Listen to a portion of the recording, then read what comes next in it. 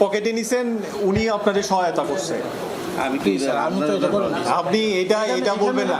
আপনার নাম আপনি সালাউদ্দিন, ওনার নাম। সরেজমিনে পরিস্থিতি জানতে ছদ্মবেশে তেজগাঁওয়ের ঢাকা জেলা রেজিস্ট্রার অফিসে যায় দুর্নীতি দমন কমিশন দুদকের অভিযান দল। প্রথমে গ্রাহক সেজে সেবা নিতে ভূমি রেজিস্ট্রেশন অফিসে আসে দুদক কর্মকর্তা। 2000 টাকা ঘুষের বিনিময়ে তাদের কাজ করে দেওয়ার কথা বলেন এই ভূমি রেজিস্ট্রি কর্মকর্তা।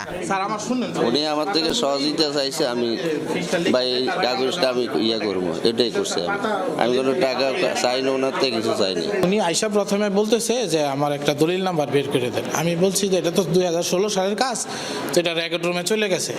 টাকা পয়সা কথা হয়েছে, আমি বলছি যে 1 বছর তল্লাশি, তো আমরা 3 জনে দেখবো স্যার, আমাদের এই 3 জনে আমার 500 টাকা করে 1500 টাকা আপনি আমাকে দিবেন। দুদক কর্মকর্তারা জানান অফিসের আপদমস্তক দুর্নীতি সিন্ডিকেটের সাথে জড়িত।